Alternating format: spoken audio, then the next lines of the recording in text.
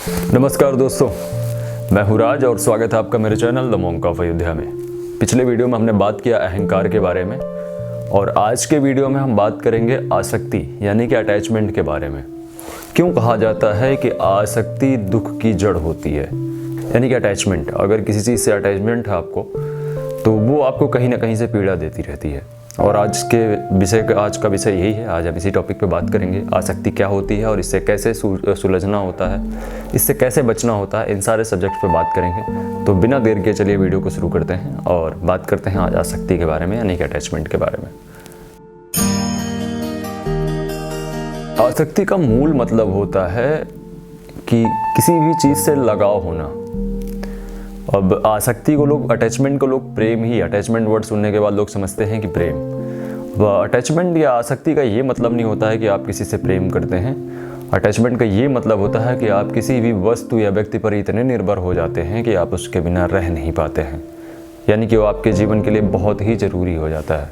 और ये दुख का सबसे बड़ा कारण है। प्रेम आपको शांत करता है और फ्री छोड़ता है, यानी कि प्रेम किसी को प्रेम हो जाए, प्रेम हमेशा फ्री छोड़ता है, उसका दिमाग पे किसी तरीके का कोई दबाव नहीं बनता है। लेकिन अगर आसक्ति के बारे में बात करेंगे तो आसक्ति ऐसी होती है कि हम किसी पे निर्भर हो जाते हैं कि ये व्यक्ति हमें नहीं मिला तो हम नहीं रह पाएंगे, या हमें ये नहीं मिला तो हमारे साथ ये हो जाएगा, ये अगर हमसे खो गया तो हमें ये हो जाएगा। ये चीज़ें जब आप किसी व्यक्ति या किसी वस्तु के बारे में सोचने लगते हैं तो आप आसक्त हो जाते हैं, यानी कि अटैचमेंट में होते हैं। और ये दुख का बहुत ही बड़ा कारण है।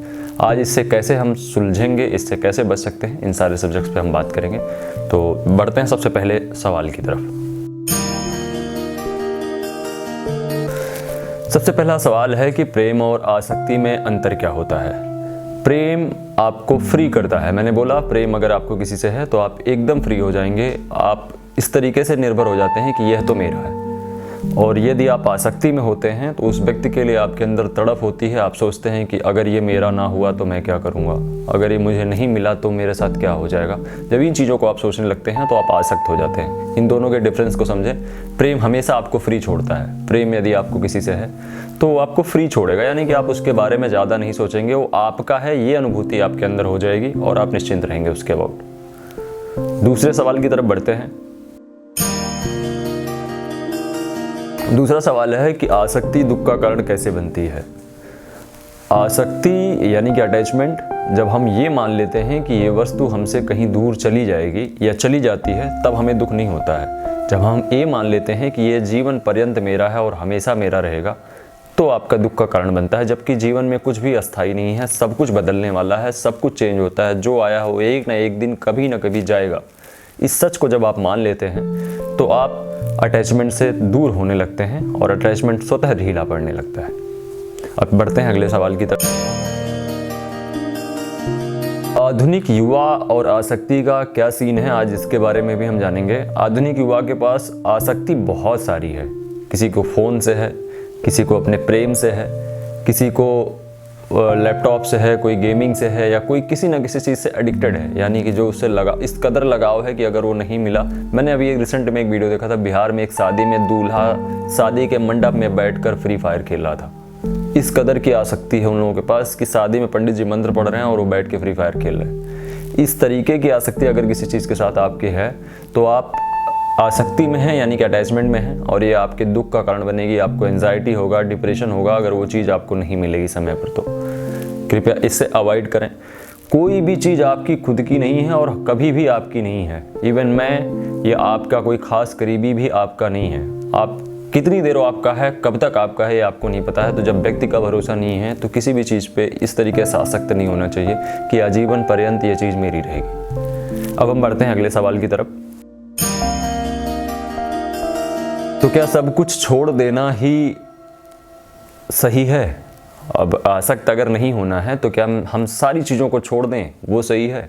जी नहीं। अध्यात्म हमें संतुलन बनाना सिखाता है। अध्यात्म हमें ये नहीं कहता है कि आप त्याग दो सब कुछ। अध्यात्म कहता है आप संतुलन बनाकर सारी चीज़ों को करिए। परिवार में रहिए, रिश्तों से बंधे रहिए, लोगों से बंधे रहिए, जुड़े रहिए, लेकिन उन पे आसक्त मत होइए कि नहीं ये मेरा ही है और मेरा ही रहेगा।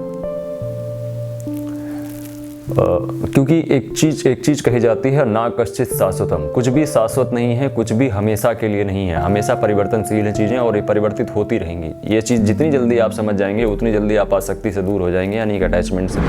अब हम बात करते हैं एक ऐसे सवाल पर जो इस सारी विषयों का निचोड़ है, यानी कि आसक्ति से बचा कैसे जा सकता है। आसक्ति से बचने के लिए सबसे पहले तो आपका कृतज्ञ होना अत्यंत जरूरी है। धन्यवाद की मुद्रा आपके जीवन में हमेशा रहनी चाहिए, हर चीज़ के लिए। जो जा रहा है उसको स्वीकार करना चाहिए आपको। उसके साथ साथ आपको लोगों से प्रेम और रिश्तों में रहते हुए ही भी उनसे आसक्त, यानी कि आपको इतनी अटैचमेंट किसी भी व्यक्ति या वस्तु से नहीं रखनी है कि यदि वो चली जाए तो आपके जीवन में कोई रुकावट या परिवर्तन या स्ट्रेस या एंजाइटी हो जाए।